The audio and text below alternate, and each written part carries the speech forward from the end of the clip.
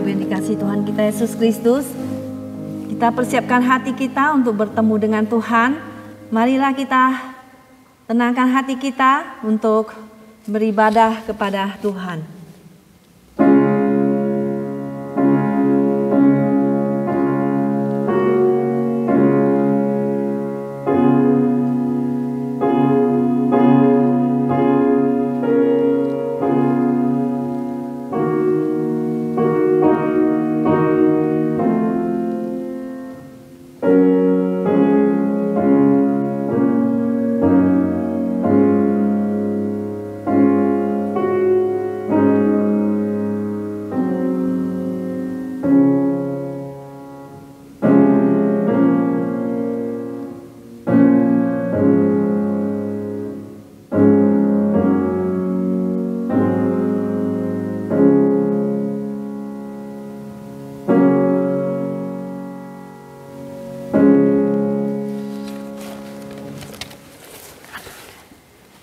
Pujilah Allah dalam baiknya, mazmur untuk korban syukur. Bersorak-soraklah bagi Tuhan, hai seluruh bumi. Beribadahlah kepada Tuhan dengan sukacita. Datanglah ke hadapannya dengan sorak-sorai. Ketahuilah bahwa Tuhanlah Allah. Dialah yang menjadikan kita dan punya dialah kita, umatnya dan kawanan domba gembalaannya. Masuklah melalui pintu gerbangnya dengan nyanyian syukur, ke dalam pelatarannya dengan puji-pujian. Bersyukurlah kepadanya dan pujilah namanya. Sebab Tuhan itu baik, kasih setianya untuk selama-lamanya, dan kesetiaannya tetap turun-temurun. Kebaktian hari ini kita mulai dalam nama Allah Bapa, Allah Putra, dan Allah Roh Kudus. Turunlah kiranya kasih dan damai sejahtera atas kita sekalian. Kita semua akan memuji Tuhan dengan memberikan hormat kepada Tuhan, dengan menyanyikan lagu Berilah Hormat Kepadanya, nomor 16. Nomor 16, Glory to God, berilah hormat padanya.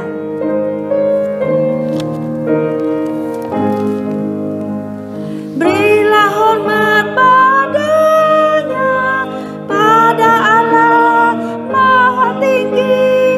Berilah hormat padanya, Allah Maha Tinggi. Dan pujilah tak berhenti, puji rahmat dan kasih-Nya. Puji Allah Maha Tinggi, Bapa, Anak, dan Roh Kudus. Berilah hormat padanya, pada Allah Maha Tinggi, Maha Mulia, Maha Mulia. Berilah hormat padanya, Maha Mulia, Maha Mulia. Berilah hormat padanya. Mari kita bangkit berdiri, kita nyanyi bahasa Inggrisnya. Glory to God in the highest, glory to God, glory to God, glory to God in the highest. Praise Him forevermore. Praise Him from whom all blessings flow. Praise Him all creatures here below. Praise Him above the heavenly hosts. Praise Him the Son and Holy Ghost. Glory to God in the highest. Glory to God in the highest. Glory, glory, glory, glory, glory in the highest. Glory, glory, glory, glory, glory in the highest. Kita doa. Segala kemuliaan Tuhan hanya bagi Engkau ya Tuhan. Benar apa yang dinyanyikan lagu ini Tuhan. Biarlah segala hidup kami Tuhan untuk kemuliaan bagi nama-Mu saja ya Tuhan. Segala isi hati kami, segala pikiran kami Tuhan, hanyalah untuk kemuliaan bagi nama-Mu saja Tuhan. Terpuji nama Engkau ya Bapa. Berkatilah ibadah kami ya Tuhan. Berkatilah kami semua yang sudah hadir Tuhan. Biarlah kami datang ke hadirat-Mu yang kudus dengan penuh sukacita. Dengan penuh kami bergembira Tuhan. Terpuji nama Engkau ya Bapa, hanya di dalam nama Tuhan Yesus kami berdoa. Amin. Hormat diberi bagi Bapa, Anak, dan Roh Kudus, dari mula sampai sekarang dan seterusnya, termulia. Amin. Amin. Persilakan duduk kembali. Sungguh kita sangat bersukacita dan bersyukur kepada Tuhan. Hari ini kita boleh beribadah kepada Tuhan dan memuji namanya yang kudus. Saat ini saudara, kita akan masuki pembacaan bersahutan yang terambil di buku nyanyian kita nomor 51 bagian belakang. Bacaan hari ini, menang akan percobaan. Berbahagialah orang yang bertahan di dalam percobaan, sebab apabila ia sudah tahan uji, ia akan menerima mahkota kehidupan yang dijanjikan Allah kepada barang siapa yang mengasihi Dia. Apabila seorang dicobai, janganlah ia berkata, percobaan datang dari Allah. Sebab Allah tidak dapat dicobai oleh yang jahat, dan ia sendiri tidak dicobai siapapun. Tetapi tiap-tiap orang dicobai oleh keinginannya sendiri, karena ia diseret dan dipikat olehnya. Dan apabila keinginan itu telah dibuahi, ia melahirkan dosa. Dan apabila ia sematang, ia melahirkan maut. Percobaan-percobaan yang kami alami ialah percobaan-percobaan biasa yang tidak melebihi kekuatan manusia, sebab Allah setia, dan karena itu Ia tidak akan membiarkan kamu dicobai melampaui kekuatanmu. Pada waktu kamu dicobai, Ia akan memberikan kepadamu jalan keluar, sehingga kamu dapat menanggungnya. Sebab Allah oleh karena istri menderita karena pencobaan, maka Ia dapat menolong mereka yang dicobai. Karena kita sekarang mempunyai iman besar agung yang telah melintasi semua langit, yaitu Yesus, Anak Allah. Baiklah kita berpegang pada pengakuan iman kita. Sebab imam besar yang kita punya bukanlah imam besar yang tidak dapat diturunkan kelemahan-kelemahan kita. Sebaliknya sama dengan kita, ia dicobai, hanya tidak berbuat dosa. Akhirnya hendaklah kamu kuat di dalam Tuhan, di dalam kekuatannya, kuasanya. Sebab itu ambillah seluruh perlengkapan senjata Allah, supaya kamu dapat mengadakan perlawanan pada hari yang jahat dan tetap berdiri, sudah kamu menyelesaikan segala sesuatu. Demikianlah bacaan hari ini. Dengan menyanyikan buku nyanyian kita nomor 128. Mulia bagi Allah Tuhan kita yang telah bangkit. 128, mulia baginya. Nomor 128, judulnya adalah Mulia bagi Tuhan yang bangkit. Thine is the glory.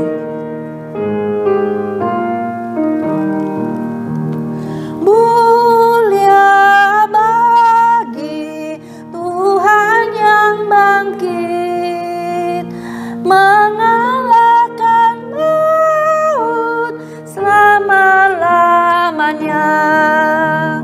Malaikat membuka batu kuburnya, melepaskan semua kain pembalutnya. Mulia bagi Tuhan yang bangkit, mengalahkan maut selama-lamanya. Kedua, Tuhan bangkit dari kuburnya, dengan kasih-Nya takutnya ku. Umatnya bangkitlah, berkidung menang, karena bangkitnya kuasa mautnya lah.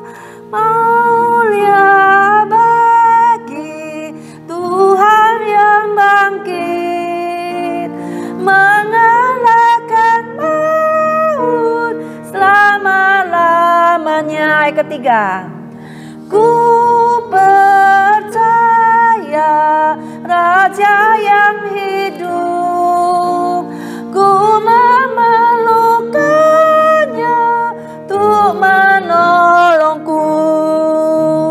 Sandarkan kasih-Nya, ku kan menanglah, karena Ia menuntun jalan hidupku. Mulia bagi Tuhan yang bangkit, mengalahkan maut selama-lamanya. Puji Tuhan, Tuhan sudah bangkit mengalahkan maut selama-lamanya, dan kita pun bangkit juga. Saat ini saudara, kita kembali akan mengikrarkan pengakuan iman rasuli kita. Mari kita semua bangkit berdiri dengan membuka buku nyanyian kita 692 bagian belakang.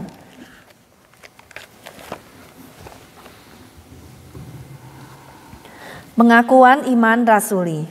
Aku percaya kepada Allah, Bapa yang Maha Kuasa, Kali langit dan bumi, dan kepada Yesus Kristus, anaknya yang tunggal, Tuhan kita, yang dikandung daripada Roh Kudus, lahir dari anak darah Maria, yang menderita sengsara di bawah pemerintahan Pontius Pilatus, disalibkan, mati dan dikuburkan, turun ke dalam kerajaan maut. Pada hari yang ketiga, bangkit pula dari antara orang mati, naik ke sorga, duduk di sebelah kanan Allah, Bapa yang Maha Kuasa, dan dari sana Ia akan datang untuk menghakimi orang yang hidup dan yang mati. Aku percaya kepada Roh Kudus, gereja yang kudus dan am, persekutuan orang kudus, pengampunan dosa, kebangkitan tubuh, dan hidup yang kekal. Amin. Mari kita masuk ke dalam doa syafaat. Kita tetap berdiri. Bapa di dalam surga, kami ucap syukur dan terima kasih kepada Engkau ya Bapa, karena hari ini Engkau memberikan kami nafas hidup untuk sekali lagi memuliakan dan mendengarkan firman-Mu. Tuhan, kami berdoa Tuhan, biarlah Tuhan memberkati setiap kami yang sudah hadir Tuhan. Engkau sendirilah yang membangkitkan iman kami yang lemah, menguatkan kami iman kepercayaan kami, agar kami tetap teguh berdiri dalam Tuhan, di dalam kekuatan kuasa-Mu ya Tuhan. Agar Tuhan, meskipun manusia semua jatuh Tuhan, tapi kami biarlah tetap berdiri di atas firman-Mu Tuhan. Tuhan, tolonglah kami semua Tuhan, anak-anak-Mu Tuhan, untuk memberitakan firman-Mu melalui bibir mulut kami Tuhan, memberitakan Injil, memberitakan bahwa Engkau sudah bangkit ya Tuhan, mengalahkan kuasa maut dan mengampuni segala dosa-dosa dan kelemahan manusia Bapa. Berilah kami kabar sukacita ini disebarkan kepada teman-teman dan sahabat kami dimanapun mereka berada ya Bapa, agar Tuhan memakai mulut bibir kami Tuhan, agar kami mau membuka mulut kami Tuhan, memberitakan tentang nyanyian pujian dan firman-Mu Tuhan kepada semua orang, bukan hanya desas-desus kami, tapi biarlah kami Tuhan mau melihat kepadamu. Terima kasih ya Tuhan, berkatilah setiap kami sudah hadir, teman-teman yang sakit yang mencari pekerjaan Tuhan, Kau menolong mereka, sembuhkan mereka Tuhan dari sakit penyakit ya Tuhan. Kami juga mau berdoa ya Bapa, dan menyerahkan negara Amerika. Berkatilah Tuhan Presiden Biden dan pemerintahannya, berkatilah negara ini Tuhan dari awal sampai akhirnya Tuhan. Biarlah negara ini Tuhan peganglah mereka, agar mereka kembali kepadamu dan berseru dan beribadah pada Engkau, sehingga Tuhan Kau mendengar dari surga dan akan menyembuhkan daripada negara ini Tuhan. Berkatilah setiap kami Tuhan orang Kristen, agar kami boleh menjadi saksi-saksi-Mu Tuhan dimanapun kami berada, menjadi terang dan garam dunia ya Tuhan. Tolonglah kami Tuhan untuk hidup bagi Engkau ya Bapa. Kami berdoa Tuhan untuk negara Indonesia, berkatilah mereka dan pemerintahan presiden akan datang, agar pemilu yang akan datang boleh mencari seorang presiden yang takut kepadamu dan yang menjalankan kehendak-Mu ya Tuhan. Berkati Tuhan juga semua kami ada di sini Tuhan. Juga berkati Tuhan pada saat ini kami berdoa untuk peperangan terjadi di Ukraina dan Rusia Tuhan. Biarlah Tuhan tolong agar semua itu tolong Tuhan selesaikan Tuhan. Sesuai dengan kehendak-Mu Tuhan, campur tangan Tuhan, anak-anak Tuhan.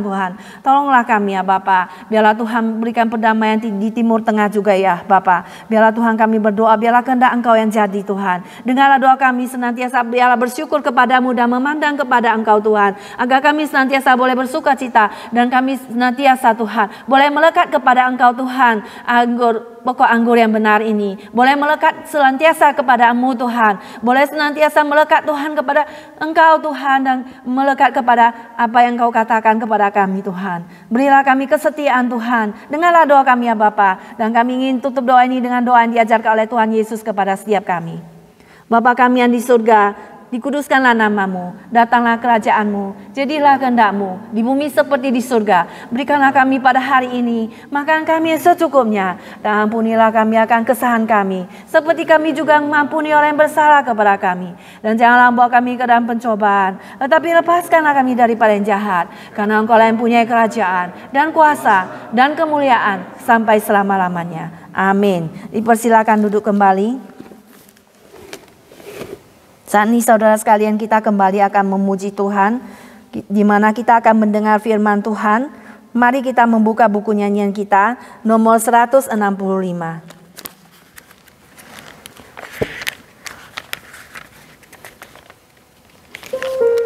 Sudahkah kau disucikan darahnya?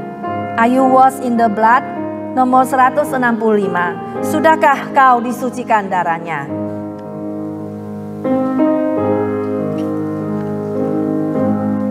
Nomor 165. Sudahkah kau bersandar pada Yesus, disucikan oleh darahnya, dan beroleh hidup baru barananya? Bersandarlah pada darahnya.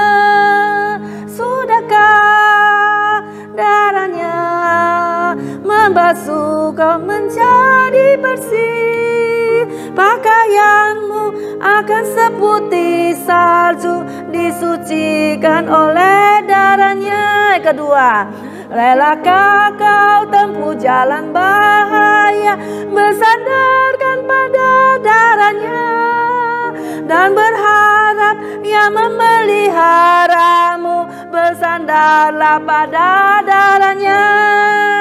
Sudahkah darahnya membasuh kau menjadi bersih? Pakaianmu akan seputih salju, jadi disucikan oleh darahnya. Ketiga, tanggalkan pakaian najis tamamu, bersandarkan pada darahnya. Darahnya diberikan cuma, bersandarlah pada darahnya. Sudahkah darahnya membasuh kau menjadi bersih? Pakaianmu akan seputih salju, disucikan oleh darahnya. Mari kita dengar firman Tuhan disampaikan oleh hambanya Pendeta Saud. Kami persilakan.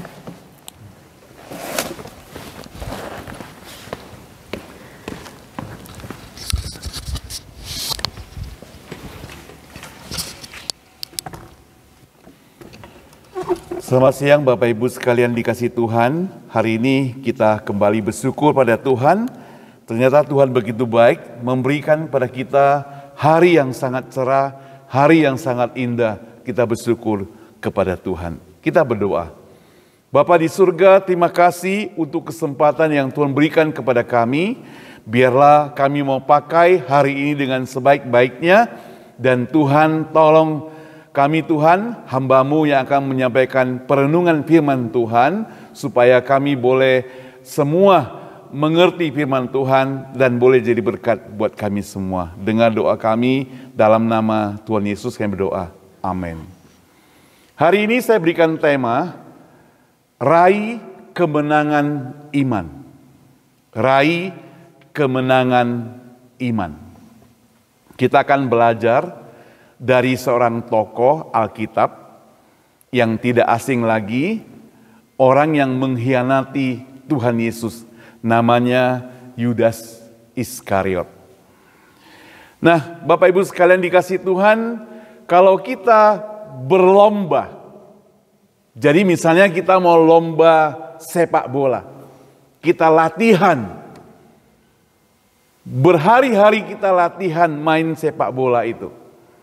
Berhari-hari kita dilatih, lalu kita mencoba untuk bermain. Turun ke lapangan, kita bertanding, dan kita berusaha untuk menang.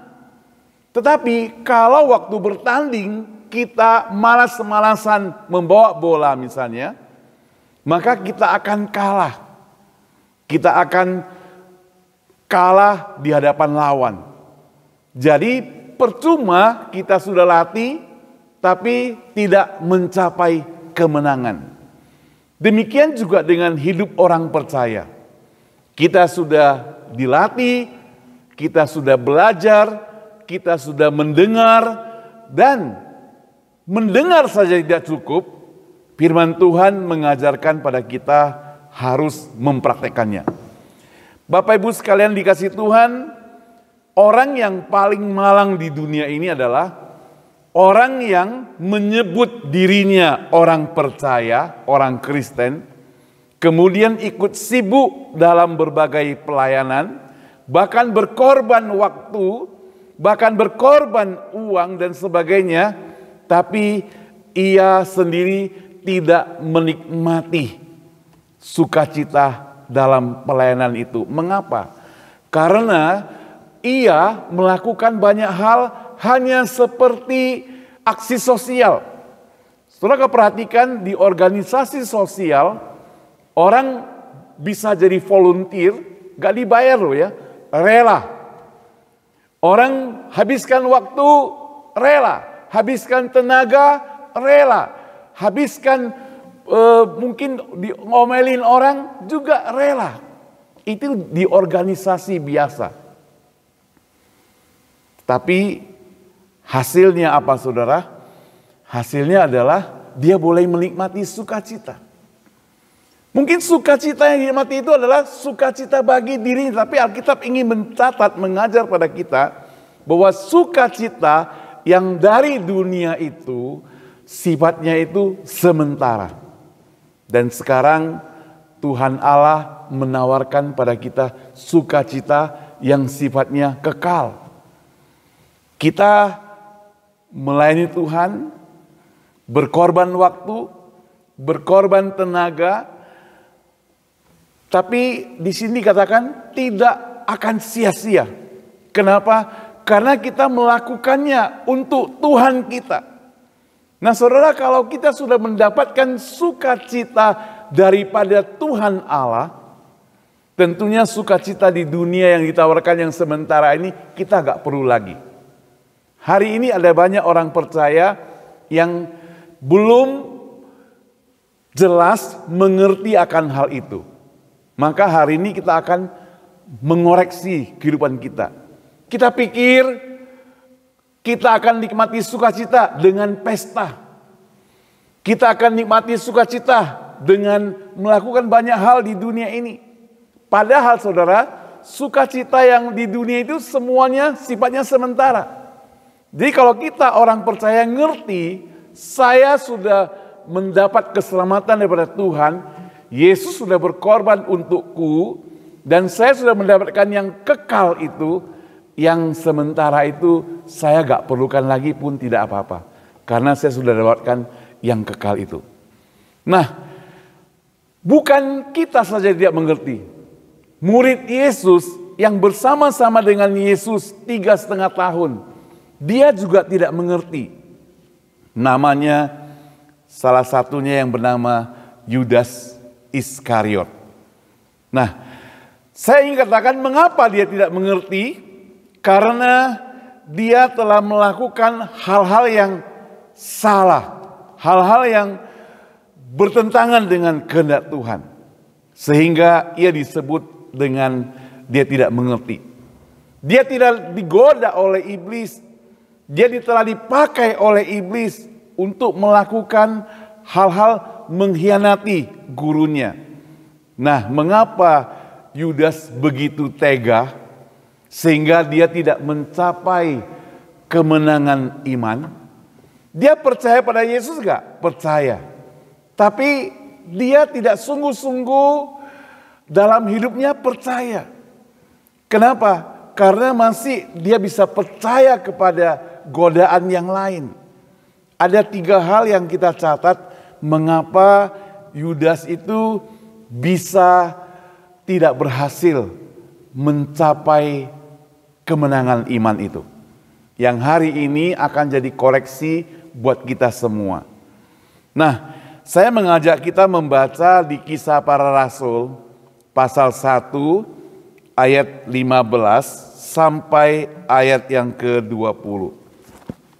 Kisah Rasul pasal 1 ayat 15 sampai 20. Matias dipilih menggantikan Yudas. Pada hari-hari itu berdirilah Petrus di tengah-tengah saudara-saudara yang sedang berkumpul itu. Kira-kira 120 orang banyaknya. Lalu berkata, "Hai saudara-saudara, haruslah genap nas Alkitab suci yang disampaikan Roh Kudus dengan perantaraan Daud tentang Yudas, pemimpin orang-orang yang menangkap Yesus itu. Dahulu ia termasuk bilangan kami dan mengambil bagian dalam pelayanan ini. Yudas ini telah membeli sebidang tanah dengan upah pekerjaannya. Lalu ia jatuh terlengkup dan perutnya terbelah sehingga semua isi perutnya tertumpah keluar. Hal ini diketahui oleh semua penduduk Yerusalem, sehingga tanah itu mereka sebut dalam bahasa mereka sendiri Hakal Dama, artinya tanah darah. Sebab ada tertulis dalam kitab Mazmur, biarlah perkemahannya menjadi sunyi dan biarlah tidak ada penghuni di dalamnya dan biarlah jabatannya diambil orang lain. Setelah kebangkitan Tuhan Yesus, Yesus terangkat ke surga. Maka pada waktu itu di dalam Kisah Rasul pasal 1 ayat 15 mencatat, berdirilah Petrus seperti biasanya. Dia memimpin tengah-tengah saudaranya yang berkumpul. Waktu itu jumlah mereka dikatakan ada 120 orang banyaknya. Lalu mereka mengingat akan perjanjian lama tentang nubuatan yang disampaikan. Di situ dikatakan, hai saudara-saudara, haruskah genaplah nas kitab suci yang disampaikan Roh Kudus dengan perantaraan Daud tentang seorang pengkhianat yang bernama Yudas. Maka di sini dijelaskan sedikit Yudas itu sebagai pemimpin. Pemimpin apa? Pemimpin orang-orang yang menangkap Yesus. Dan Yudas itu dulu dikatakan termasuk golongan kami, bagian kami. Tetapi sekarang tentu tidak lagi karena dia telah mengkhianat. Yudas ini telah membeli sebidang tanah dengan upah kejahatannya. Dan kemudian Alkitab mencatat naas hidupnya diakhiri dengan dia terlengkup dan perutnya terbelah. Sehingga semua perutnya tertumpah keluar. Sangat mengerikan hidup Daud ini, hidup Yudas ini. Siapa Yudas itu, saudara?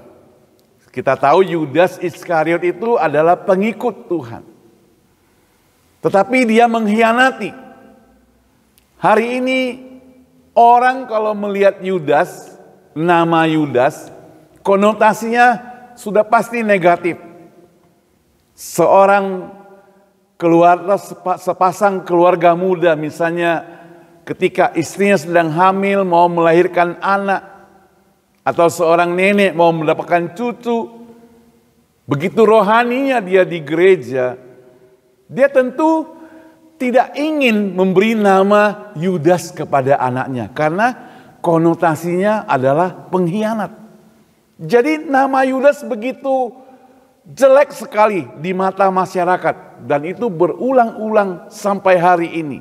Sehingga jarang sekali kita menemukan, mungkin ada tapi jarang sekali kita menemukan nama Yudas. Gak tahu kalau orang Tionghoa zaman dulu dia suka kasih nama yang aneh-aneh untuk anak-anaknya ya. Kalau anaknya itu suka rewel, dipanggil namanya anjing, kau gitu ya, akau gitu ya. Kalau misalnya dia suka ribut mungkin angiau bisa ya, jadi kucing ya. Kalau misalnya yang lain lagi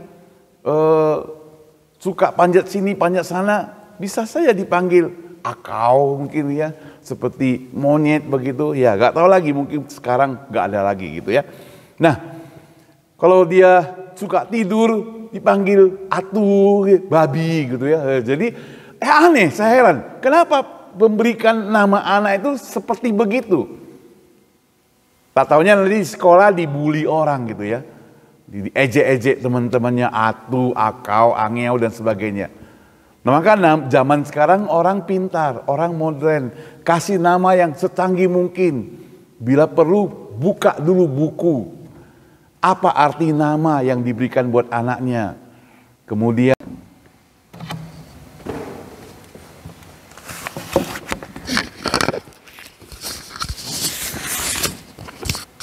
kembali kita akan memuji Tuhan dengan menyanyikan buku nyanyian kita nomor 128. Mulia bagi Allah Tuhan kita yang telah bangkit. 128 mulia baginya. Nomor 128 judulnya adalah Mulia bagi Tuhan yang bangkit. Thine is the glory.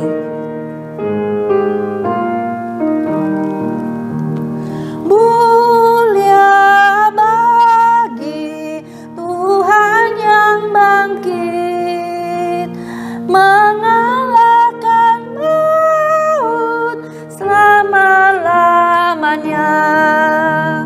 Malaikat membuka batu kuburnya, melepaskan semua kain pembalutnya.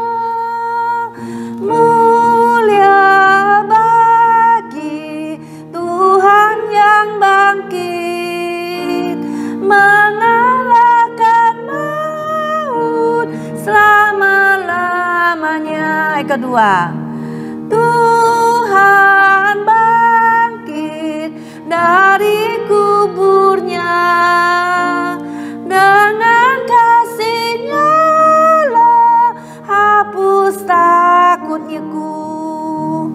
Umat-Nya bangkitlah berkidung menang, karena bangkitnya kuasa maut-Nya lah. Mulia bagi Tuhan yang bangkit, mengalahkan maut selama-lamanya. Yang ketiga, ku percaya Raja yang hidup, ku memerlukannya untuk menolongku.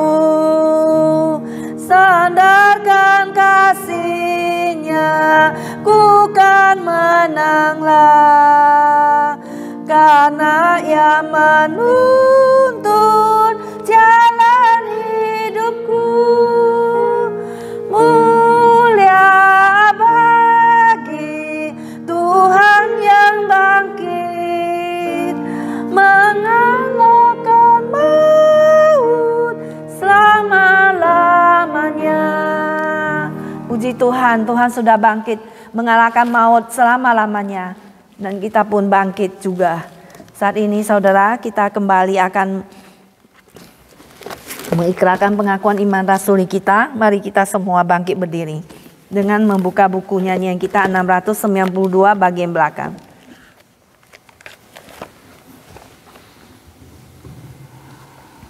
Pengakuan iman rasuli. Aku percaya kepada Allah, Bapa yang Maha Kuasa, sekali langit dan bumi. Dan kepada Yesus Kristus, anaknya yang tunggal, Tuhan kita, yang dikandung daripada Roh Kudus, lahir dari anak darah Maria, yang menderita sengsara di bawah pemerintahan Pontius Pilatus, disalibkan, mati dan dikuburkan, turun ke dalam kerajaan maut. Pada hari yang ketiga, bangkit pula dari antara orang mati, naik ke sorga, duduk di sebelah kanan Allah, Bapa yang Maha Kuasa. Dan dari sana ia akan datang untuk menghakimi orang yang hidup dan yang mati. Aku percaya kepada Roh Kudus, gereja yang kudus dan am, persekutuan orang kudus, pengampunan dosa, kebangkitan tubuh, dan hidup yang kekal. Amin. Mari kita masuk ke dalam doa syafaat, kita tetap berdiri. Bapa di dalam surga, kami ucap syukur dan terima kasih kepada Engkau ya Bapa, karena hari ini Engkau memberikan kami nafas hidup untuk sekali lagi memuliakan dan mendengarkan firman-Mu. Tuhan, kami berdoa Tuhan, biarlah Tuhan memberkati setiap kami yang sudah hadir Tuhan. Engkau sendirilah yang membangkitkan iman kami yang lemah, menguatkan kami iman kepercayaan kami, agar kami tetap teguh berdiri dalam Tuhan, di dalam kekuatan kuasa-Mu ya Tuhan. Agar Tuhan, meskipun manusia semua jatuh Tuhan, tapi kami biarlah tetap berdiri di atas firman-Mu Tuhan. Tuhan, tolonglah kami semua Tuhan, anak-anak-Mu Tuhan, untuk memberitakan firman-Mu melalui bibir mulut kami Tuhan, memberitakan Injil, memberitakan bahwa Engkau sudah bangkit ya Tuhan, mengalahkan kuasa maut dan mengampuni segala dosa-dosa dan kelemahan manusia Bapa. Berilah kami kabar sukacita ini disebarkan kepada teman-teman dan sahabat kami dimanapun mereka berada ya Bapa, agar Tuhan memakai mulut bibir kami Tuhan, agar kami mau membuka mulut kami Tuhan, memberitakan tentang nyanyian pujian dan firman-Mu Tuhan kepada semua orang, bukan hanya desas-desus kami, tapi biarlah kami Tuhan mau melihat kepadamu. Terima kasih ya Tuhan, berkatilah setiap kami sudah hadir, teman-teman yang sakit yang mencari pekerjaan Tuhan, Kau menolong mereka, sembuhkan mereka Tuhan dari sakit penyakit ya Tuhan. Kami juga mau berdoa ya Bapa, dan menyerahkan negara Amerika, berkatilah Tuhan Presiden Biden dan pemerintahannya. Berkatilah negara ini Tuhan dari awal sampai akhirnya Tuhan. Biarlah negara ini Tuhan peganglah mereka, agar mereka kembali kepadamu dan berseru dan beribadah pada Engkau. Sehingga Tuhan Kau mendengar dari surga dan akan menyembuhkan daripada negara ini Tuhan. Berkatilah setiap kami Tuhan orang Kristen, agar kami boleh menjadi saksi-saksi-Mu Tuhan dimanapun kami berada, menjadi terang dan garam dunia ya Tuhan.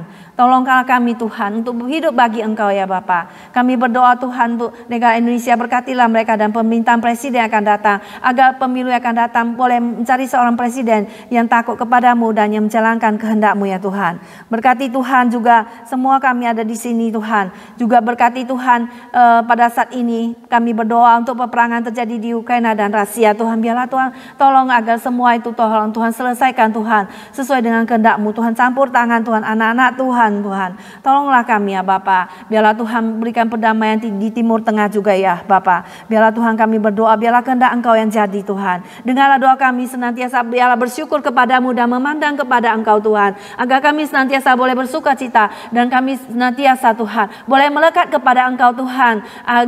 Pokok anggur yang benar ini boleh melekat senantiasa kepada-Mu Tuhan, boleh senantiasa melekat Tuhan kepada Engkau Tuhan, dan melekat kepada apa yang Engkau katakan kepada kami Tuhan. Berilah kami kesetiaan Tuhan. Dengarlah doa kami ya Bapa, dan kami ingin tutup doa ini dengan doa yang diajarkan oleh Tuhan Yesus kepada setiap kami. Bapa kami yang di surga, dikuduskanlah nama-Mu, datanglah kerajaan-Mu, jadilah kehendak-Mu di bumi seperti di surga. Berikanlah kami pada hari ini makan kami yang secukupnya, dan ampunilah kami akan kesalahan kami, seperti kami juga mengampuni orang yang bersalah kepada kami. Dan janganlah bawa kami ke dalam pencobaan, tetapi lepaskanlah kami daripada yang jahat, karena Engkau yang punya kerajaan dan kuasa dan kemuliaan sampai selama-lamanya. Amin. Dipersilakan duduk kembali. Saat ini saudara sekalian, kita kembali akan memuji Tuhan, di mana kita akan mendengar firman Tuhan. Mari kita membuka buku nyanyian kita nomor 165.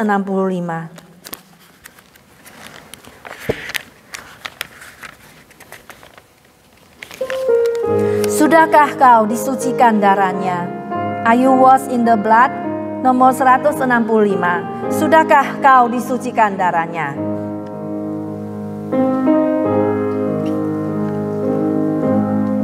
Nomor 165.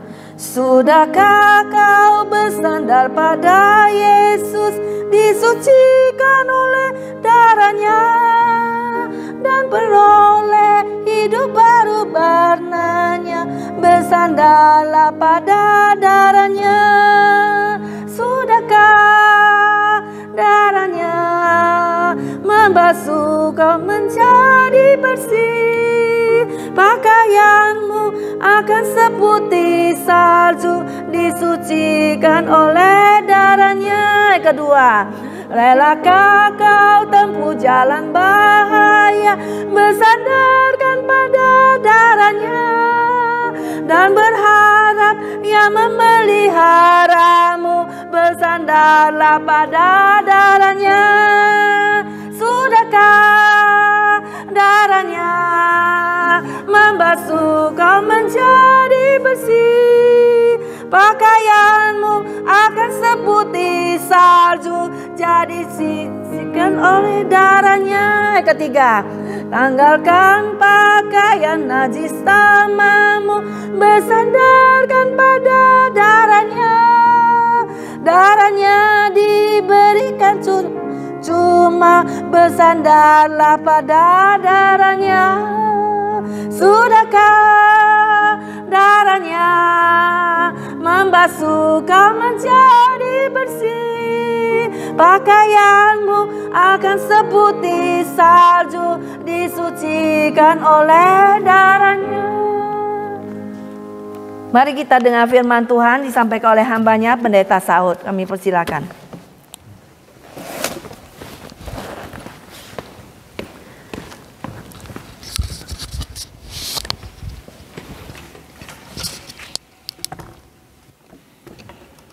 Selamat siang Bapak Ibu sekalian dikasih Tuhan. Hari ini kita kembali bersyukur pada Tuhan. Ternyata Tuhan begitu baik memberikan pada kita hari yang sangat cerah, hari yang sangat indah. Kita bersyukur kepada Tuhan. Kita berdoa. Bapa di surga, terima kasih untuk kesempatan yang Tuhan berikan kepada kami. Biarlah kami mau pakai hari ini dengan sebaik-baiknya. Dan Tuhan tolong kami Tuhan, hamba-Mu yang akan menyampaikan perenungan firman Tuhan, supaya kami boleh semua mengerti firman Tuhan dan boleh jadi berkat buat kami semua. Dengar doa kami dalam nama Tuhan Yesus kami berdoa. Amin. Hari ini saya berikan tema, Raih Kemenangan Iman. Raih Kemenangan Iman. Kita akan belajar dari seorang tokoh Alkitab yang tidak asing lagi, orang yang mengkhianati Tuhan Yesus, namanya Yudas Iskariot. Nah, Bapak Ibu sekalian dikasih Tuhan, kalau kita berlomba, jadi misalnya kita mau lomba sepak bola, kita latihan, berhari-hari kita latihan main sepak bola itu. Berhari-hari kita dilatih, lalu kita mencoba untuk bermain. Turun ke lapangan, kita bertanding, dan kita berusaha untuk menang. Tetapi kalau waktu bertanding, kita malas-malasan membawa bola misalnya, maka kita akan kalah. Kita akan kalah di hadapan lawan. Jadi percuma kita sudah latih, tapi tidak mencapai kemenangan. Demikian juga dengan hidup orang percaya. Kita sudah dilatih, kita sudah belajar, kita sudah mendengar, dan mendengar saja tidak cukup. Firman Tuhan mengajarkan pada kita harus mempraktekannya. Bapak Ibu sekalian dikasih Tuhan, orang yang paling malang di dunia ini adalah orang yang menyebut dirinya orang percaya, orang Kristen, kemudian ikut sibuk dalam berbagai pelayanan, bahkan berkorban waktu, bahkan berkorban uang dan sebagainya, tapi ia sendiri tidak menikmati sukacita dalam pelayanan itu. Mengapa? Karena ia melakukan banyak hal hanya seperti aksi sosial. Saudara perhatikan di organisasi sosial, orang bisa jadi volunteer, gak dibayar loh ya, rela. Orang habiskan waktu, rela. Habiskan tenaga, rela. Habiskan mungkin diomelin orang juga rela. Itu di organisasi biasa. Tapi hasilnya apa saudara? Hasilnya adalah dia boleh menikmati sukacita. Mungkin sukacita yang dinikmati itu adalah sukacita bagi dirinya. Tapi Alkitab ingin mencatat, mengajar pada kita bahwa sukacita yang dari dunia itu sifatnya itu sementara. Dan sekarang Tuhan Allah menawarkan pada kita sukacita yang sifatnya kekal. Kita melayani Tuhan, berkorban waktu, berkorban tenaga, tapi di sini katakan tidak akan sia-sia. Kenapa? Karena kita melakukannya untuk Tuhan kita. Nah saudara, kalau kita sudah mendapatkan sukacita daripada Tuhan Allah, tentunya sukacita di dunia yang ditawarkan yang sementara ini kita gak perlu lagi. Hari ini ada banyak orang percaya yang belum jelas mengerti akan hal itu. Maka hari ini kita akan mengoreksi kehidupan kita. Kita pikir kita akan nikmati sukacita dengan pesta. Kita akan nikmati sukacita dengan melakukan banyak hal di dunia ini. Padahal saudara, sukacita yang di dunia itu semuanya sifatnya sementara. Jadi kalau kita orang percaya ngerti, saya sudah mendapat keselamatan daripada Tuhan, Yesus sudah berkorban untukku, dan saya sudah mendapatkan yang kekal itu, yang sementara itu saya gak perlukan lagi pun tidak apa-apa. Karena saya sudah dapatkan yang kekal itu. Nah, bukan kita saja tidak mengerti. Murid Yesus yang bersama-sama dengan Yesus 3,5 tahun, dia juga tidak mengerti. Namanya salah satunya yang bernama Yudas Iskariot. Nah, saya ingin katakan mengapa dia tidak mengerti? Karena dia telah melakukan hal-hal yang salah, hal-hal yang bertentangan dengan kehendak Tuhan. Sehingga ia disebut dengan dia tidak mengerti. Dia tidak digoda oleh iblis. Dia telah dipakai oleh iblis untuk melakukan hal-hal mengkhianati gurunya. Nah, mengapa Yudas begitu tega sehingga dia tidak mencapai kemenangan iman? Dia percaya pada Yesus gak? Percaya. Tapi dia tidak sungguh-sungguh dalam hidupnya percaya. Kenapa? Karena masih dia bisa percaya kepada godaan yang lain. Ada 3 hal yang kita catat mengapa Yudas itu bisa tidak berhasil mencapai kemenangan iman itu. Yang hari ini akan jadi koreksi buat kita semua. Nah, saya mengajak kita membaca di Kisah Para Rasul pasal 1 ayat 15 sampai ayat yang ke-20. Kisah Rasul pasal 1 ayat 15 sampai 20. Matias dipilih menggantikan Yudas. Pada hari-hari itu berdirilah Petrus di tengah-tengah saudara-saudara yang sedang berkumpul itu. Kira-kira 120 orang banyaknya. Lalu berkata, "Hai saudara-saudara, haruslah genap nas Alkitab suci yang disampaikan Roh Kudus dengan perantaraan Daud tentang Yudas, pemimpin orang-orang yang menangkap Yesus itu. Dahulu ia termasuk bilangan kami dan mengambil bagian dalam pelayanan ini. Yudas ini telah membeli sebidang tanah dengan upah pekerjaannya. Lalu ia jatuh terlengkup dan perutnya terbelah sehingga semua isi perutnya tertumpah keluar. Hal ini diketahui oleh semua penduduk Yerusalem, sehingga tanah itu mereka sebut dalam bahasa mereka sendiri Hakal Dama, artinya tanah darah. Sebab ada tertulis dalam kitab Mazmur, biarlah perkemahannya menjadi sunyi dan biarlah tidak ada penghuni di dalamnya, dan biarlah jabatannya diambil orang lain. Setelah kebangkitan Tuhan Yesus, Yesus terangkat ke surga. Maka pada waktu itu di dalam Kisah Rasul pasal 1 ayat 15 mencatat, berdirilah Petrus seperti biasanya. Dia memimpin tengah-tengah saudaranya yang berkumpul. Waktu itu jumlah mereka dikatakan ada 120 orang banyaknya. Lalu mereka mengingat akan perjanjian lama tentang nubuatan yang disampaikan. Di situ dikatakan, hai saudara-saudara, haruskah genaplah nas kitab suci yang disampaikan Roh Kudus dengan perantaran Daud tentang seorang pengkhianat yang bernama Yudas. Maka di sini dijelaskan sedikit, Yudas itu sebagai pemimpin. Pemimpin apa? Pemimpin orang-orang yang menangkap Yesus.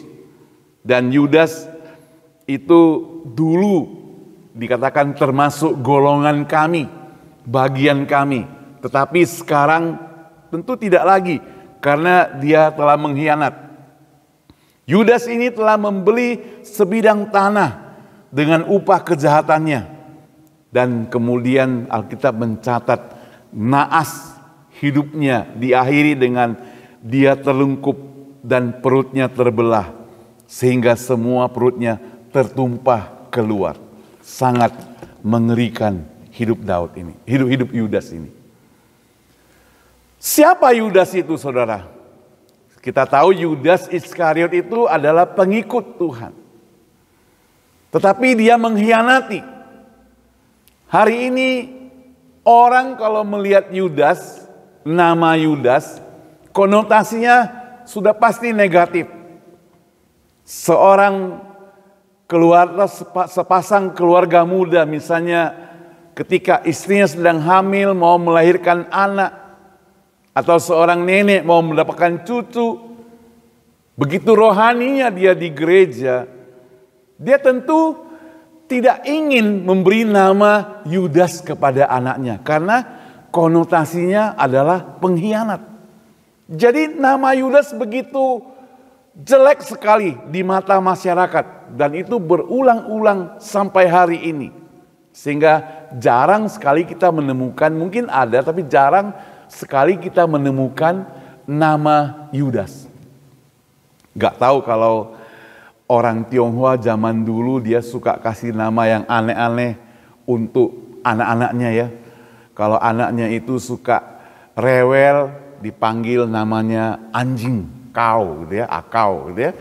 Kalau misalnya dia suka ribut mungkin angeau bisa ya, jadi kucing ya. Kalau misalnya yang lain lagi suka panjat sini panjat sana, bisa saja dipanggil akau mungkin ya, seperti monyet begitu ya, gak tahu lagi, mungkin sekarang gak ada lagi gitu ya. Nah, kalau dia suka tidur dipanggil atu, babi gitu ya. Jadi aneh, saya heran kenapa memberikan nama anak itu seperti begitu. Tak taunya nanti di sekolah dibully orang gitu ya, diejek-ejek teman-temannya atu, akau, angeau dan sebagainya. Nah, maka zaman sekarang orang pintar, orang modern, kasih nama yang secanggih mungkin. Bila perlu buka dulu buku. Apa arti nama yang diberikan buat anaknya. Kemudian untuk nama bintang-bintang film yang sangat terkenal. Dan waktu itu tentunya mereka tidak memilih Yudas. Mengapa Yudas bisa gagal dalam kemenangan iman ini? Pertama, saya catat di sini ya, bahwa Yudas Iskariot itu tidak menghargai Tuhan. Yudas Iskariot tidak menghargai Tuhan. Bapak Ibu sekalian, Yudas Iskariot itu murid yang sah. Dia adalah salah satu murid yang dipilih Tuhan Yesus secara langsung melalui doa. Ia berasal dari kota Keriot di Yehuda.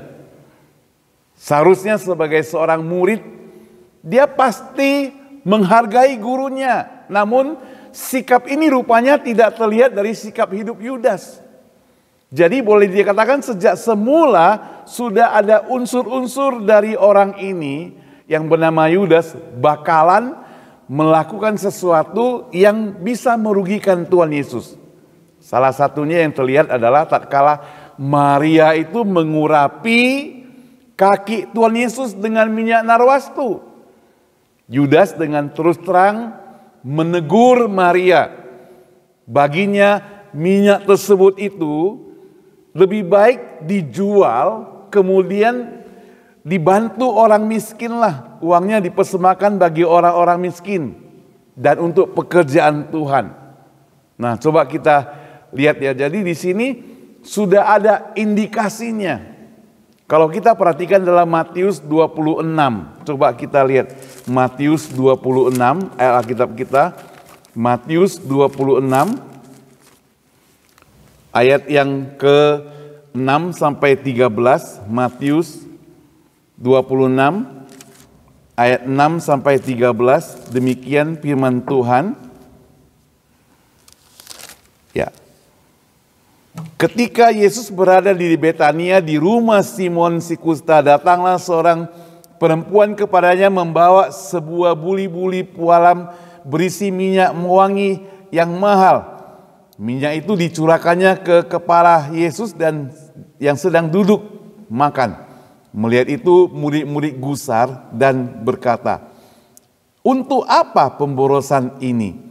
Sebab minyak itu dapat dijual dengan mahal dan uangnya dapat diberikan kepada orang miskin." Tapi Yesus menjawab, dia katakan, "Mengapa?" Tapi Yesus mengetahui pikiran mereka lalu berkata, "Mengapa kamu menyusahkan perempuan ini?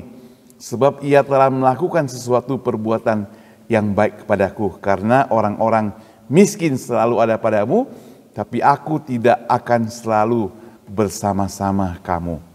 Sebab dengan mencurahkan minyak itu ke tubuhku, ia membuat suatu persiapan untuk penguburanku. Aku berkata kepadamu, sesungguhnya di mana saja Injil ini diberikan seluruh dunia, apa yang dilakukannya ini akan disebut juga mengingat dia."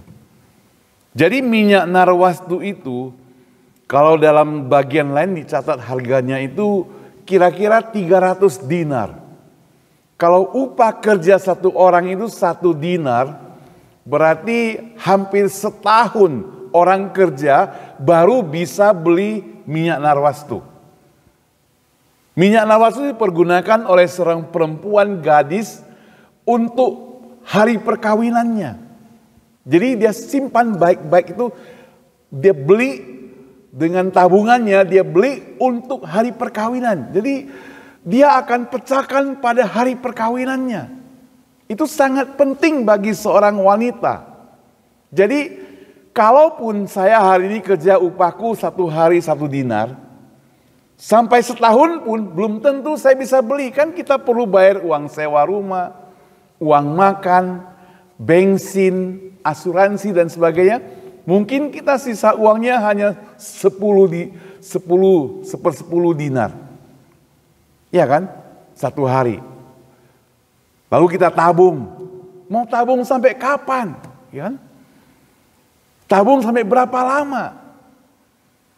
Jadi kalau 1 hari 1 dinar, itu mungkin kalau kita tabung 1/10 perlu lebih kurang 10 tahun baru bisa beli minyak narwastu ini.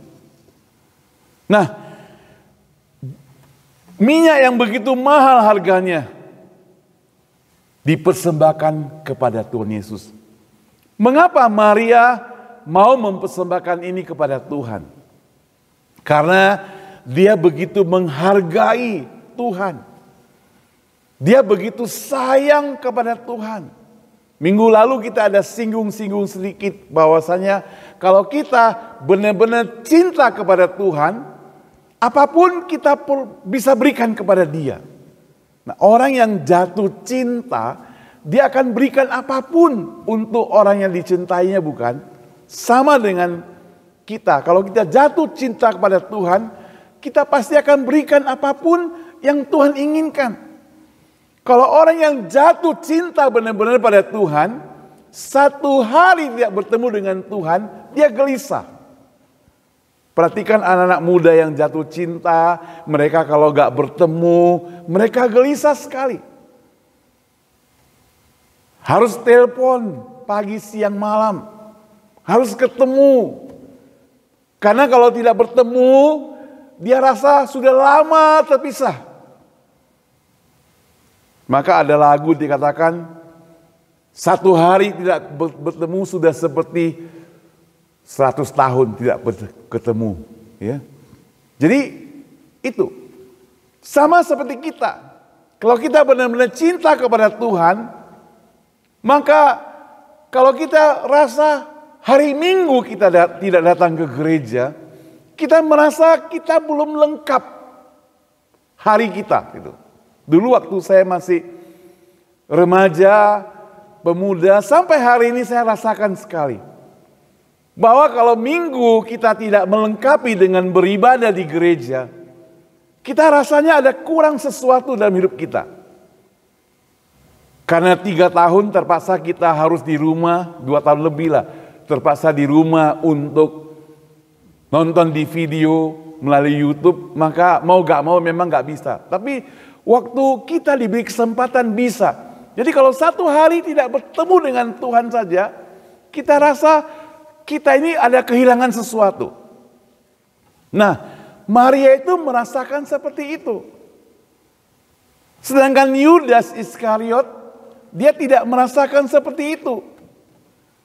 Bahkan dia melihat gurunya itu disanjung, gurunya itu disayang, dia merasa ibaratnya boros. Lebih baik dikasihkan kepada orang miskin, dia katakan. Jadi saya ingin katakan bahwa Yudas itu tidak menghargai Tuhan Yesus. Ditambah lagi ngomongnya itu terus terang. Kalau bisik-bisik di belakang mungkin masih oke gitu ya.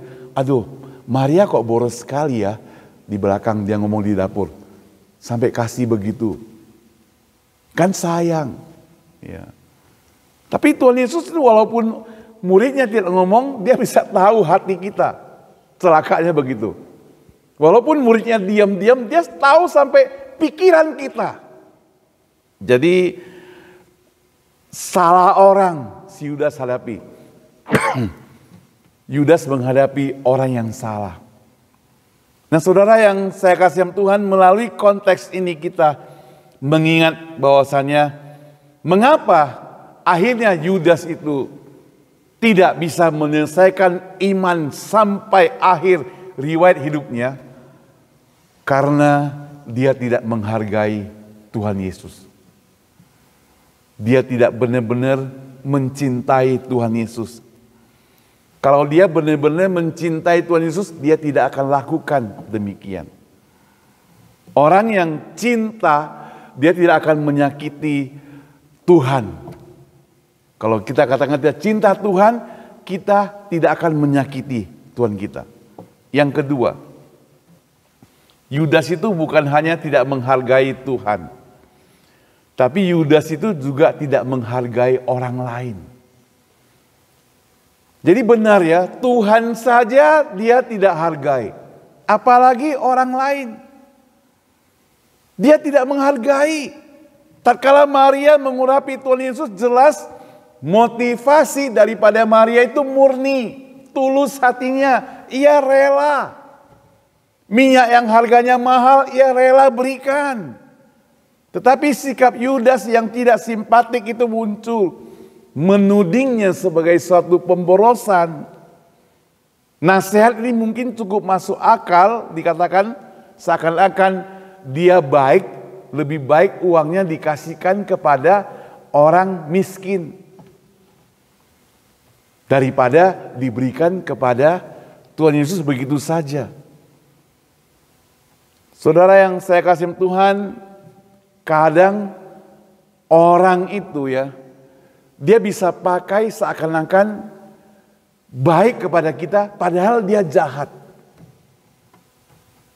Saya masih ingat saudara, Ya, saya tidak perlu ceritakan siapa orangnya, tapi di dalam pelayanan kadang ada orang yang senang pada kita, ada orang yang tidak senang.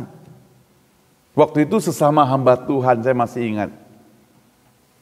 Saya sudah tahu dia sudah tidak senang dengan saya.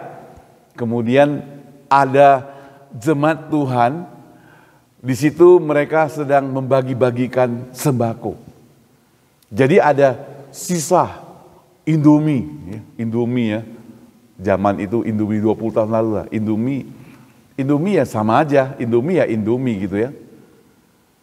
Lalu di hadapan orang banyak seakan-akan dia baik pada saya, kasihkan saja kepada Pak Saud, kata gitu.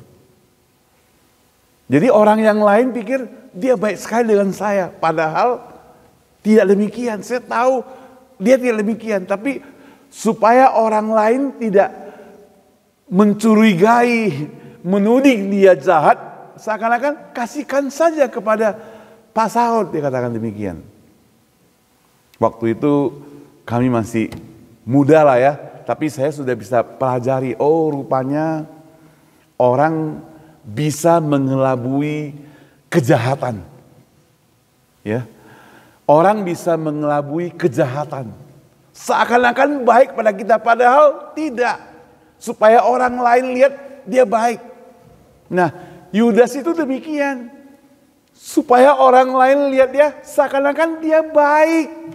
Masih mengasihi janda yang miskin, masih mengasihi anak-anak yatim piatu, masih terpikir oleh dia. Padahal dalam hatinya tidak demikian. Yesus mengetahuinya. Bahkan dia seakan-akan tidak menghargai korban yang dilakukan oleh Maria. Saudara yang saya kasih Tuhan, jujur kalau kita di hadapan Tuhan, perbuatan kita sebaik apapun, Tuhan bisa menilai motivasinya. Jadi hari ini kita tidak bisa menilai orang dari perbuatan baiknya. Karena perbuatan baik itu harus cek sampai latar belakang. Kenapa dia bisa berbuat baik begitu? Apa motivasinya? Kalau motivasinya untuk memuliakan nama Tuhan, oke. Kalau motivasinya untuk supaya memuliakan diri sendiri, maka ini menjadi tanda tanya. Yudas melakukan itu semuanya tidak memuliakan nama Tuhan. Hanya untuk diri sendiri. Dia mau orang menilai dia baik, bahkan Yesus yang seakan-akan menerima minyak narwastu daripada Maria itu seakan-akan dianggap sebagai tidak baik. Karena memboroskan. Seakan-akan dia menuding Yesus memboroskan. Nah saudara yang saya kasih Tuhan, inilah bukti bahwa selain Yudas tidak menghargai Tuhan Yesus, dia juga tidak menghargai orang lain. Sehingga apa? Sehingga dia tidak sampai meraih kemenangan iman. Dia memang menyesal, Alkitab mencatat. Dia menyesal. Tapi dia tidak bertobat. Maka dia mati terlungkup di tanah milik sendiri. Ada beberapa penafsiran. Mungkin dia jatuh sehingga dia terlungkup dengan benda tajam atau ranting pohon yang tajam sehingga perutnya jadi koyak dan sebagainya. Tapi yang jelas firman Tuhan mencatat dia jatuh terlungkup mati. Hasil dari perbuatannya yang terakhir itu. Yang ketiga, kalau tadi dia tidak menghargai Tuhan Yesus membuat dia gagal. Dia tidak menghargai orang lain membuat dia gagal. Ketiga, dia tidak menghargai diri sendiri. Jadi Tuhan Yesus tidak dihargai, orang lain tidak dihargai. Dia pikir dia menghargai diri sendiri. Dia juga tidak menghargai diri sendiri. Saudara, orang yang tidak menghargai Tuhan dan orang lain, maka diperkirakan ia pasti tidak bisa menghargai diri sendiri. Karena harus dibalikkan terlebih dahulu. Kalau kita bisa menghargai diri kita, kita mesti menghargai orang lain. Kita mesti menghargai Tuhan. Kehidupan Yudas Iskariot tidak diakhiri dengan satu yang sukacita, bukan berita gembira. Dia beda dengan Simon Petrus yang akan kita renungkan nanti pada akhir bulan. Petrus dia itu kembali bertobat sehingga Tuhan pakai dia sangat luar biasa. Jadi dia beda. Beda juga dengan Daud. Daud itu kan ceritanya dia pernah libur, tidak berperang, dia naik ke atas suatu rumah, lihat sini sana mungkin pakai teropong dan sebagainya, kan raja banyak uang, banyak fasilitas, ada perempuan sedang mandi, dia tergoda dan mengambil dia sebagai istri, lalu dia jatuh dalam dosa, lalu dinasehati dan dia bertobat. Jadi beda. Sedangkan Yudas tidak. Yudas tidak menghargai diri sendiri. Dia sudah menyesali, bahkan uangnya sudah dilemparkan kembali, tapi dia tidak bertobat. Dia tidak menghargai. Saudara, hari ini kita perlu menghargai diri kita sendiri. Karena sebagai ciptaan Tuhan, kita tahu bahwa Tuhan menciptakan kita sempurna. Walaupun kita tidak seindah wajah, cantik wajah bintang film, tapi kita ini adalah manusia yang dihargai. Maka Tuhan menghargai kita. Kita perlu menghargai hidup kita. Saya pernah bertemu dengan seorang ibu. Dia cerita, dia bilang, Pak Pendeta, kakakku itu begitu dimarahi oleh papaku. Saya bilang, kenapa? Dia bilang, dia itu saban setengah tahun pergi ke luar negeri mengubah wajahnya sedikit demi sedikit. Mulai dari telinga, alis, mata, hidung, mulut, dan kulit wajahnya dan sebagainya. Sampai satu hari dia pulang, sudah agak seperti dia lagi katanya. Padahal dia cantik katanya, menurut adiknya. Papanya marah. Papanya bilang, kamu tidak menghargai orang tuamu. Kamu tidak menghargai Tuhan yang telah memberikan yang terbaik. Nah saudara, hari ini kita dihargai Tuhan.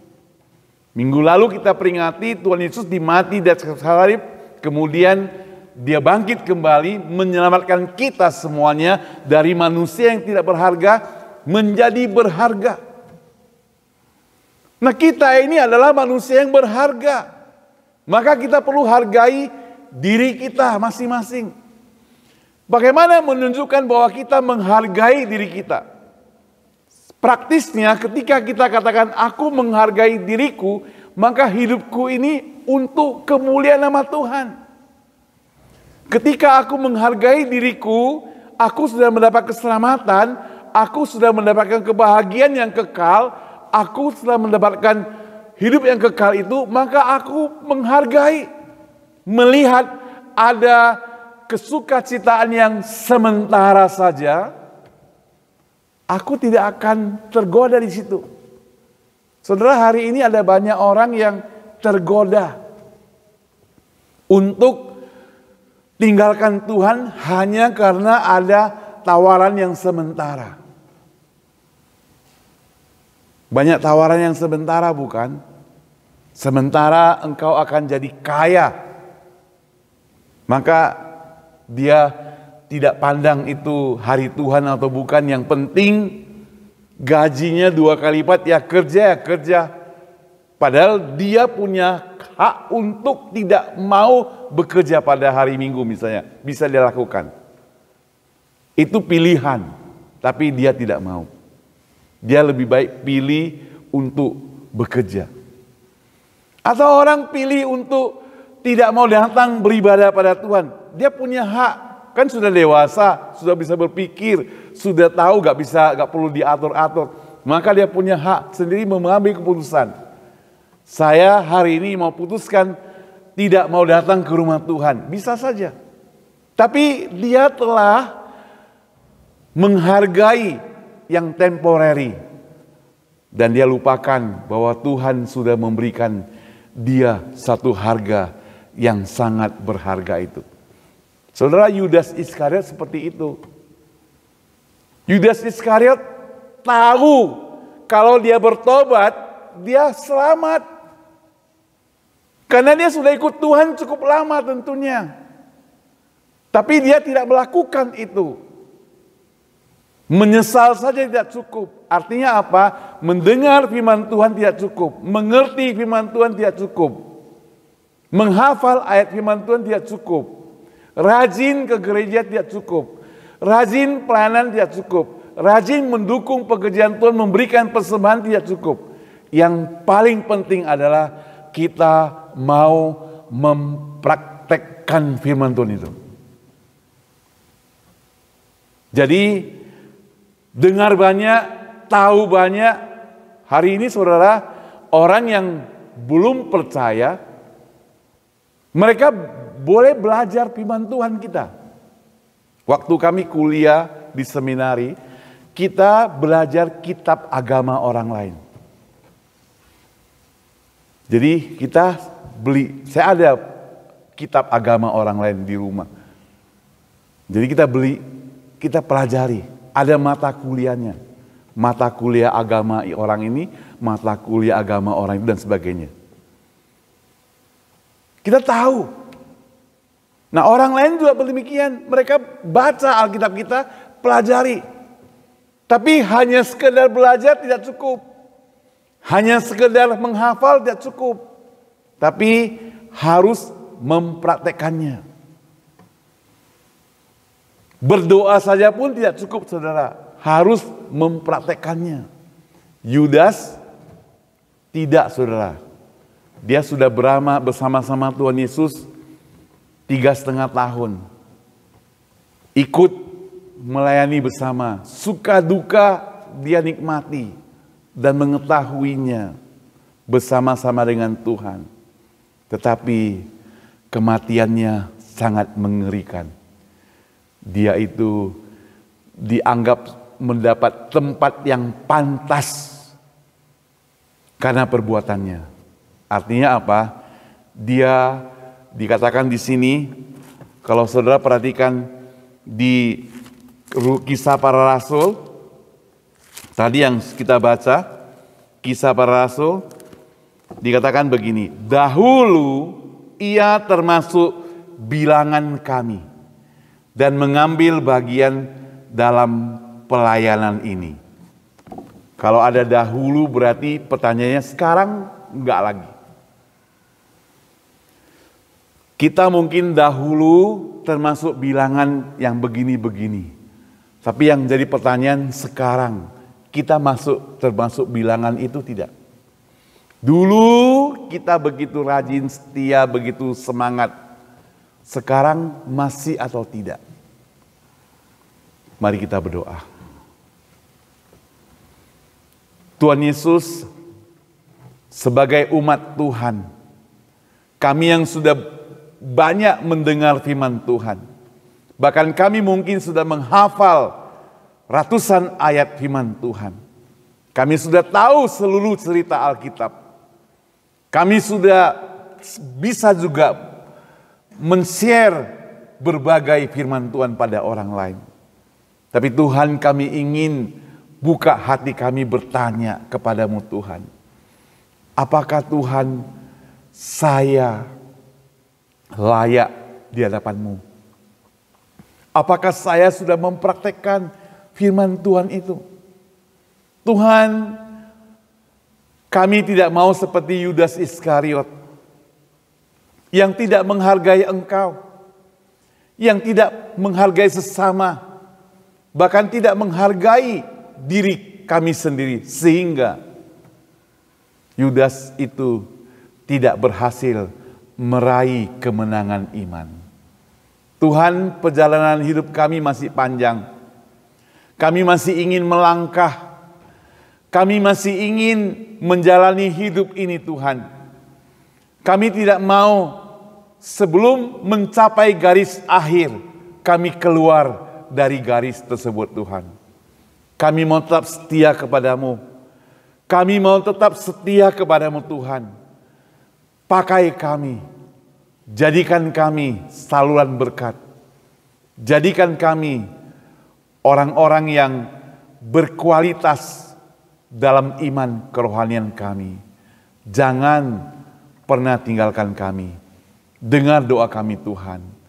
Dengar doa kami, Tuhan.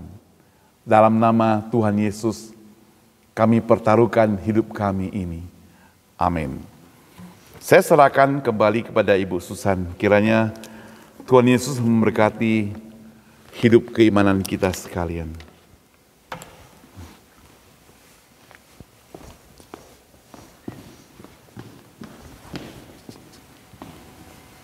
Terima kasih kepada Pendeta Saud yang telah menyampaikan firman Tuhan kepada setiap kita.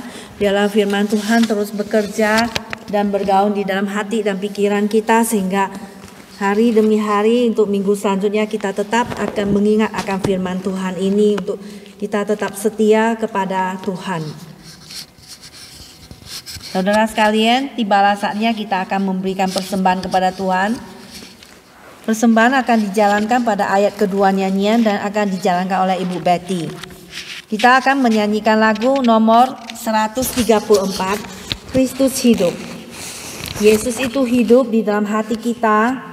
Dia akan memimpin perjalanan hidup kita, dan kita akan selalu mendengarkan suaranya yang berkata-kata di dalam hati kita untuk selalu mendengarkan firman-Nya dalam petunjuk hidup kita. 134, He lives.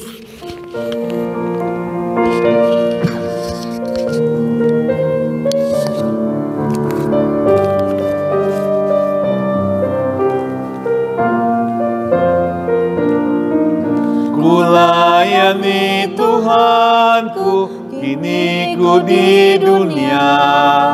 Ku tahu Ia tetap hidup selama-lamanya. Rahmat-Nya ku alami, suaranya ku dengar. Tiap memerlukannya, Dia mendengar. Kristus hidup, kini tetap hidup. Ia dekatku, Ia sertaku, jalan yang ku tempuh. Kristus hidup, ku memasyurkannya. Kau bertanya, Ia hidupkah? Benar, Kristus Hidup. Baik, kedua. Di mana ku berada, ada kasih Tuhan. Meski kerasa takut, Ku tak putus harap. Ku tahu Yang memimpinku tembus ombak badai. Saat kedatangannya penuh mulia. Kristus hidup, kini tetap hidup. Ia dekatku, Ia sertaku, jalan yang ku tempuh. Kristus hidup, ku memasyurkannya. Kau bertanya, Ia hidupkah? Benar, Kristus hidup. Baik, ketiga, bangkit berdiri. Umat Tuhan nyanyilah, bersorak memuji, menyanyi haleluya bagi Kristus Raja.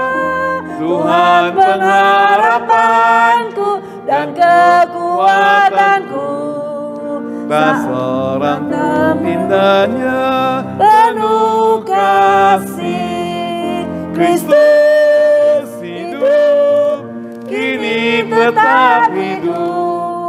Ya dekatku, ya sertaku, jalan yang ku tempuh. Kristus hidupku memasyurkannya. Kau bertanya, ya hidupkah? Benar Kristus hidup. Kita persilakan kepada Ibu Betty untuk doa persembahan. Bapak, terima kasih yang hari ini Tuhan Allah. Kami percaya bahwa ada di tempat ini Tuhan. Sebab firman berkata bila 2-3 orang bersekutu, Kau ada di antara kami. Ya Tuhan. Dan terima kasih untuk tangan-tangan yang sehari ini bisa ada kesempatan memberi untuk pekerjaan ya Tuhan. Supaya kerajaan ini dapat diperlebar Tuhan dengan uang yang sedikit yang kami kembalikan untuk berkat-Mu yang berlimpahan. Terima kasih ya Tuhan untuk hari ini, kiranya Kau memberkati semua tangan-tangan yang memberi dan juga Tuhan berkati uang itu untuk peraturan kerajaan-Mu. Terima kasih ya Tuhan untuk kehadiran-Mu di dalam nama Yesus Kristus kami mohon dan berdoa. Amin. Dipersilakan duduk kembali. Pada saat ini kita ada pengumuman dari Pendeta Saud.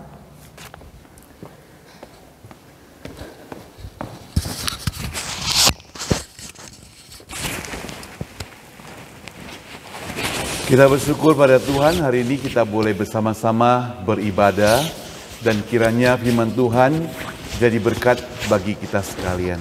Tuhan Yesus memberkati. Ingat saudara, pada tanggal 30 April, minggu kelima, kita ada acara spesial. Kita berikan nama Minggu Gembira, Pujian dan Kesaksian. Jadi acara ini kita desain khusus untuk yang lebih berbeda. Nanti ada puji-pujian dan juga ada kesaksian. Serta dilanjutkan nanti di kafetarium ada seorang saudara kita yang ulang tahun. Dan juga mengenang kembali ada saudaranya yang meninggal dunia 1 tahun yang lalu. Jadi ada kayak memorial begitu ya. Jadi ada ucapan syukur, semuanya terisi di dalamnya. Saudara, mari kita bangkit berdiri. Saya mengajak kita semua nyanyikan doksologi, kemudian terima berkat Tuhan dan amin song.